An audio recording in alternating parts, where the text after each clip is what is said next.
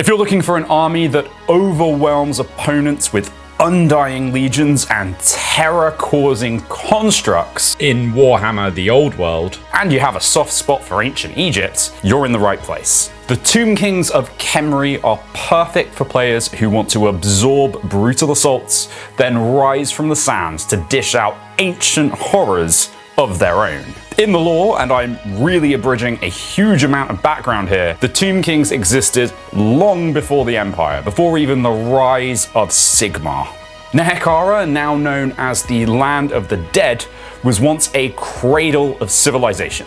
Rich, powerful, and ruled by monarchs who refused to accept death as the end. Their obsession with immortality drove the rise of the mortuary cults, whose priests toiled for generations to cheat death through necromantic means. One such priest, Nagash, was corrupted by forbidden knowledge from the Dark Elves.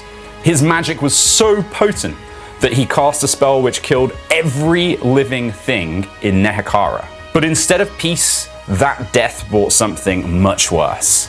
The long-dead kings, princes, and warriors of Nehekharan rose again, but not in the perfect eternal bodies they were promised. They returned in cadaverous skeletal forms, stripped of flesh, but not of pride, memory, or purpose. Now they rule in undeath, fueled by ancient sorcery and unyielding arrogance. Their armies march not for conquest or glory, but because their kings command it, and their will cannot be denied. In-game, the Tomb Kings are a formidable army that is tough to bring down, and can easily overwhelm an opponent with large blocks of necromantic constructs and hordes of skeleton warriors. Now I'm going to shake up this army guide a bit from previous ones. We're going to take a look at the special rules and go straight into the units, and then we'll take a look at how you can bring all of this together with a few key choices, as well as a 1K starter list to get you going. But before we get started, just a huge thanks to my patrons who help support the channel. You can join them for just £1 a month over on Patreon. Giving this video a like really helps too, and give us a subscribe if you'd like to see some more. Okay, starting with the special rules. I think the biggest one to understand here is that your units are Nehekharan Undead, which means unless they have the fly keyword, they cannot march, like ever. They're necromantic constructs and will just shamble all over the place. It also gives all your units a number of additional universal special rules. First off, they cause fear, which means if their unit strength is higher than an opponent's unit strength, when that opposing unit attempts to charge, it must make a leadership test. If it fails, it cannot charge. If they do manage to get in combat with you, they need to take another leadership test at the start of the combat. If they fail, they become -1 to hit your fear-causing units. Being undead also means that they're immune to psychology, so fear and panic won't work on you. You're unbreakable as well, meaning you just give ground if you lose a combat, which pairs really nicely with a separate rule called Nehekharan Phalanx, which you can give to certain units, which allows them to not give ground if they ever lose a round of combat and your opponent doesn't have more than double your unit strength. So with all of those bonuses, there is a big catch. All of your Nehekharan Undead are unstable. Their magic binding can fail. So if the unit loses a round of combat, it loses an additional wound for every point of combat it loses by. Some of your hardier units have Indomitable, meaning they don't crumble to unstable as easily. Models with this rule lose fewer wounds from the unstable rule, equal to whatever the value of X next to Indomitable is. And most of your units will also have a regeneration save. This is made after you lose a wound. Roll a dice, and if you roll equal to or higher than the regen value, you get that wound back. Important caveats though. You still count as having lost the wound for combat resolution, and you can't use a regeneration to stop a wound caused by the unstable rule. He says, but the June 2025 errata has brought this into question, and it's unclear whether you can now actually get a regeneration save because of a wording change.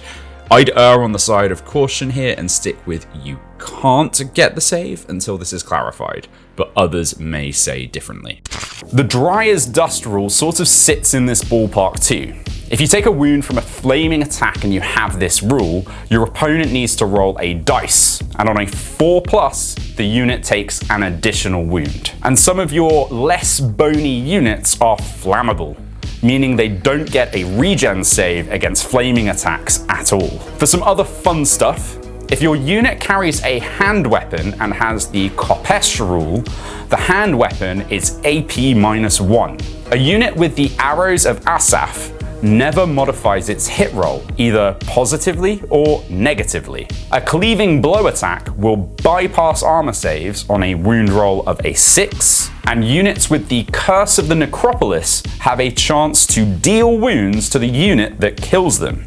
If the enemy fails a leadership test, they take D3 strength to hits. Finally, as you're an army that is both necromantic and bound by a strict organizational hierarchy, the way you resurrect units matters.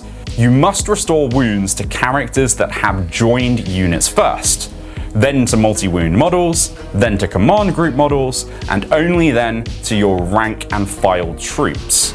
It's strict, no jumping the queue.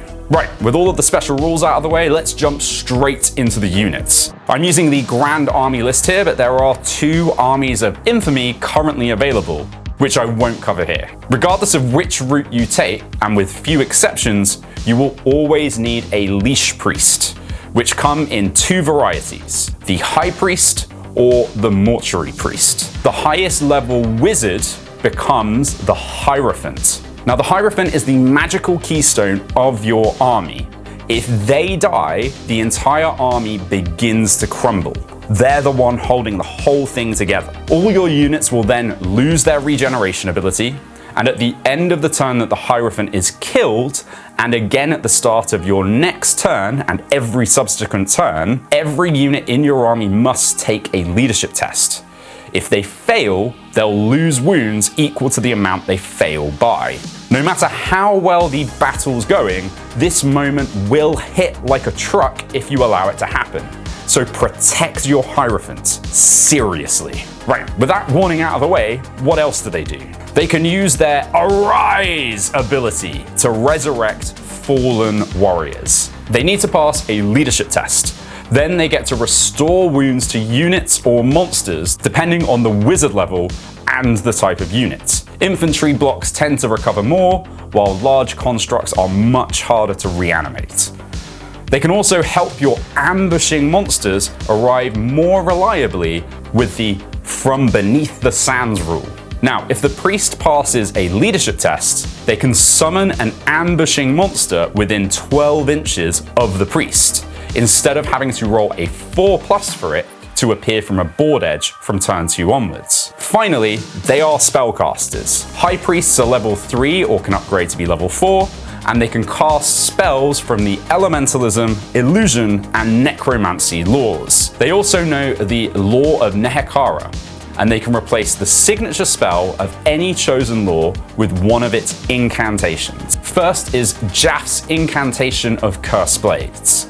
This is an enchantment cast on a 7+ that lets friendly units within the wizard's command range reroll hit rolls of 1. Sar's incantation of Desert Wind. This is another enchantment that on a 6+, one unit within range will get a reserve move. On a 10+, every unit in command range gets one.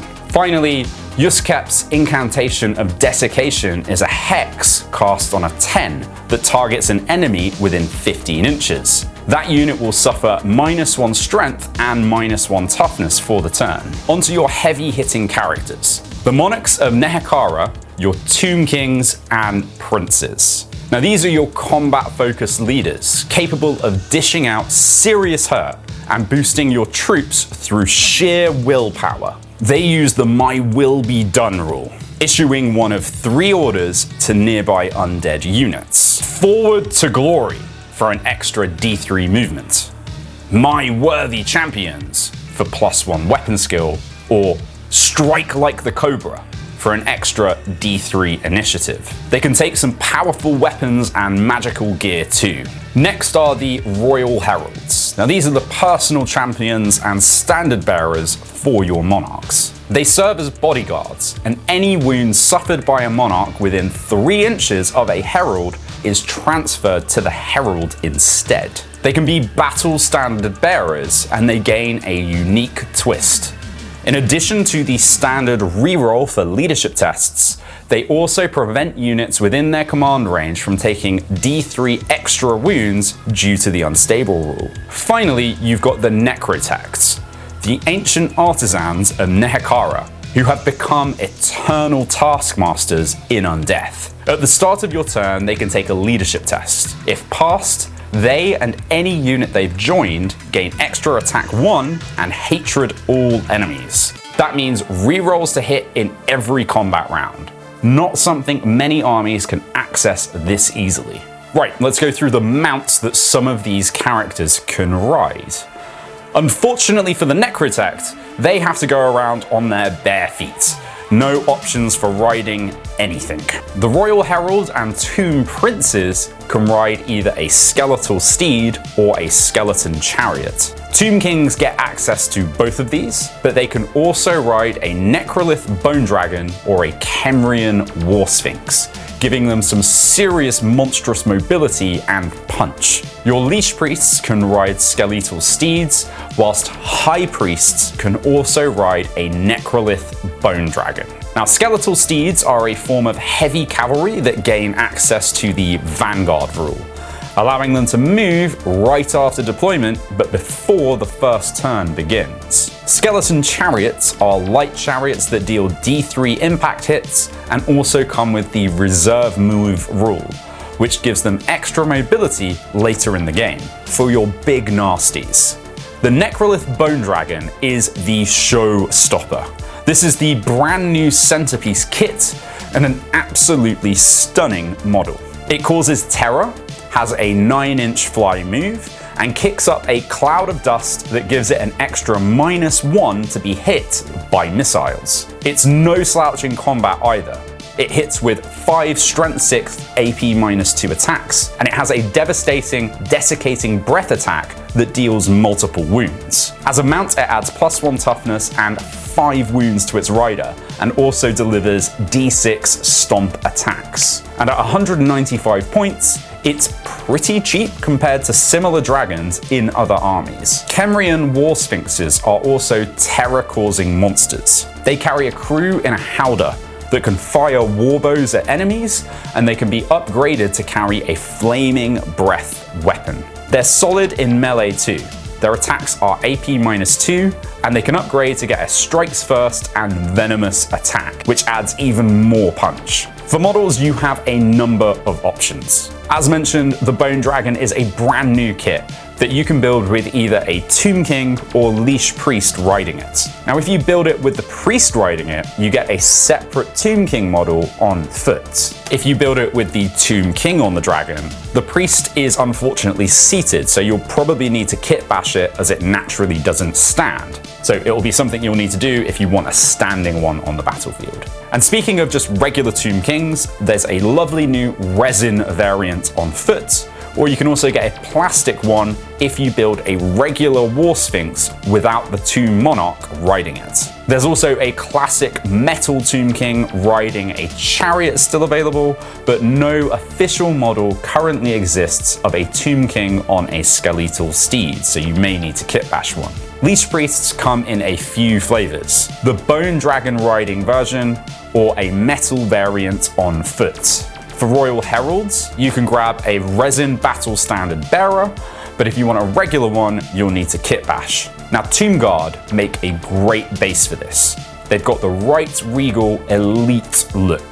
Necrotechs are available as a metal mini. If you don't want to use the metal one, again, Tomb Guard are your best friend for this. So that's the characters you have available. On to the core units, and you've got quite a few options here. Starting off with your regular skeletons, you have two types available: skeleton warriors or skeleton archers. Skeleton warriors are your standard massed blocks of undead infantry. They can take thrusting spears for an extra point and also upgrade to have light armor for an extra armor save buff. And as of the June 2025 errata, if they're carrying a hand weapon and shield, they'll get an extra pip to their armor save with the parry ability. Interestingly, they're a regimental unit, which means they can take a detachment as part of the unit. That detachment acts independently in game, but deploys at the same time as the regimental unit. In this case, you can take a detachment of skeleton archers. If they're taken as a detachment alongside the warriors, the archers have a minimum unit size of 5 models. But if you take a block on their own, they have a minimum size of 10 models. And I'll be honest, I really rate the skeleton archers really high. They only ever hit on a 5+ with their arrows of Asaph, which doesn't sound great until you realize this. They ignore all modifiers: range, cover, movement, whatever. They'll always hit on 5s. And at 5 points a model, that's a very reliable volume of fire. My Wood Elf archers, for example, are over 10 points a model, hit on 4s at best, and that's before range or cover become involved. Tomb King archers are just totally solid. Moving on, you've also got skeleton skirmishers, who are warriors or archers that trade rank bonuses for skirmish and the ability to make a vanguard move. Now, skeleton warriors and archers both come in mounted variants too. The mounted warriors become skeleton horsemen.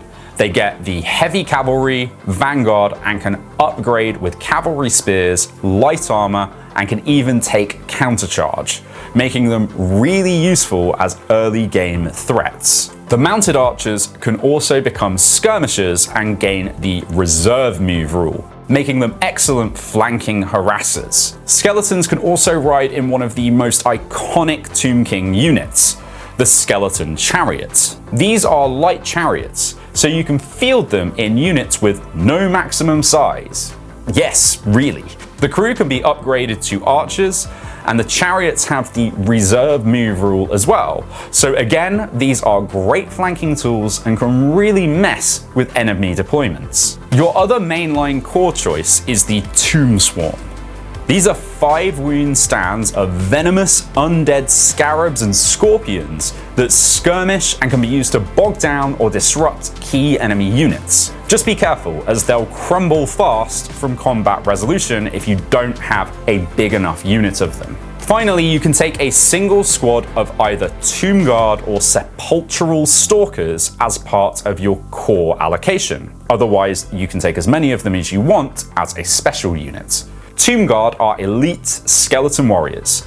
They're tougher and stronger than regular warriors, can take halberds, and have the cleaving blow rule, making them a real threat in melee. Sepulchral Stalkers are monstrous snake-like constructs that were created to guard ancient Nehekharan tombs.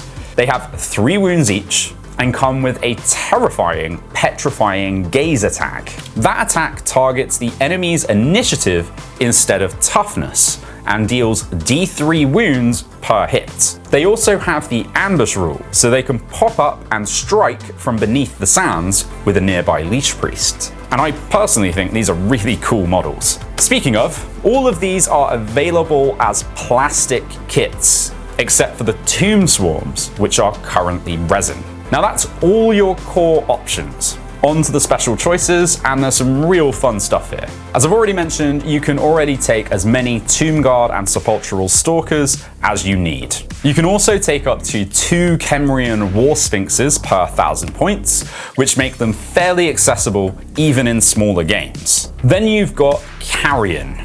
Giant, reanimated vultures that can fly over enemy lines and harass vulnerable targets. Necropolis Knights are next. Now these are Tomb Guard riding giant construct necroserpents, essentially monstrous cavalry. They're big, tough, fast, and hit really hard. Then there's the Ushabti, towering guardian statues that come with either giant ritual blades or great bows. The blades are strength 6, AP 3, whilst the bows are also strength 6, have multiple wounds, and can be devastating at range. Either way, they're brilliant. Visually iconic and very reliable damage dealers. I think you'll probably want a few of these in your army. Finally, the Tomb Scorpions. These are monsters in every sense. You can take up to 3 Tomb Scorpions per 1,000 points, and they are lethal. Their main attack has both Killing Blow and Monster Slayer,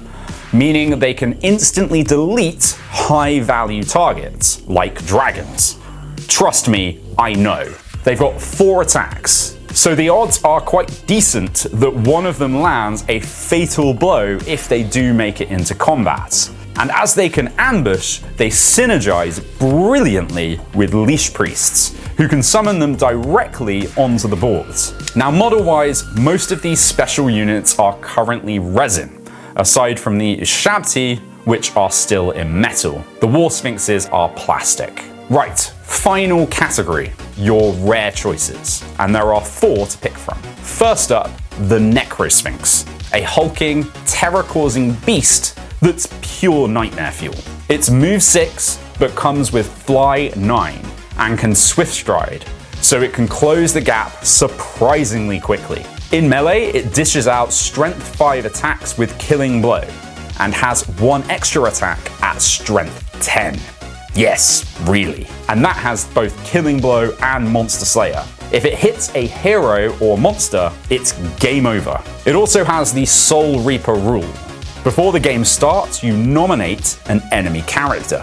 If the Necrosphinx ends up in combat with that model, it rerolls hit rolls of 1 against them. Next is the Screaming Skull Catapult. It functions like a stone thrower, with a central hit that can deal up to 4 wounds and splash damage around it. If you upgrade it to fire Skulls of the Foe, enemies hit by it must take panic tests at -1 leadership. This makes it a brutal tool for forcing mistakes in low leadership armies. Then we've got the Casket of Souls, an immobile, glowing arc of ancient, angry magic.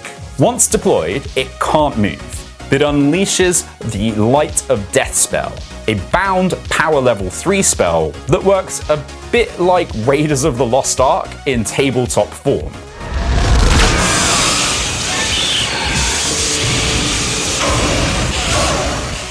It also gives units within 18 inches a defensive buff, giving a 6+ ward, and the casket also provides a +1 to cast for any nearby wizards. But be warned, if it's destroyed, it explodes, and not gently. So place it carefully and protect it well. Finally, for you Majora's Mask fans out there, you can have the playable Captain Keita, known in the old world as the Necrolith Colossus. These things are great, and not just because they cause timber. They carry 2 giant kopeshes and deal killing blows. Its unstoppable assault rule also allows it to do an additional attack to a unit for each unsaved wound it causes, which can then cause additional attacks. It's just great. Model-wise, the Necrosphinx comes from the same plastic dual kit as the Khemrian War Sphinx, whilst the Necrolith Colossus, Screaming Skull Catapult, and Casket of Souls are all resin kits. So now we've got all the units, let's try and bring this all together with some quick tips and tricks for you to get started, alongside a 1,000 point starter list. Obviously, you're going to need a strong core Leash Priest to be your Hierophant, who you'll want to protect. And you've got a couple of ways to do this. Firstly, you can embed them in a strong block of infantry, or you can pop them on a mount which will add toughness to the priest. I think if you do this though and pop them on, say, the Bone Dragon, you'll likely not want to use the dragon, So that might be a slight point against mounting them on the dragon.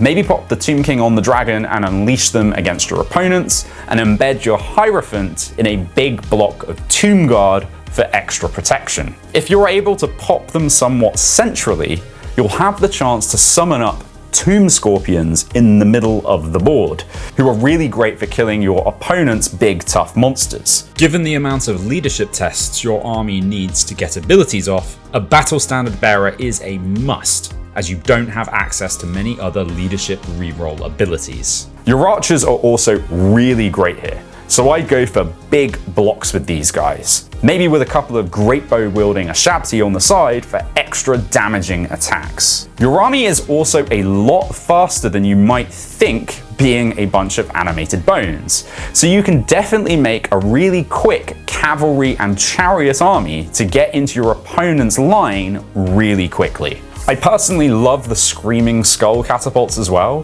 which you can combo with a big brick of fear-causing skeletons or some terror-causing colossus to make your opponents flee as you bridge the gap. Now, for your 1,000 point list, if you're building a starter force, the obvious route to go is go and grab the core box. You'll get the amazing Necrolith Bone Dragon alongside a host of Skelly Boys as your toys. Without the dragon, you can basically get up to about 930 points. I think bringing the dragon in a 1,000 point game might be a little bit overpowered. You'll probably want to grab a separate Leash Priest and Tomb King to go alongside in your list. And that's the Tomb Kings, a really formidable list that's incredibly resilient and can pack an absolute punch. Now, if you want to see more from the Tomb Kings, you can see what they're up to in the lore by clicking this video. Thanks for watching.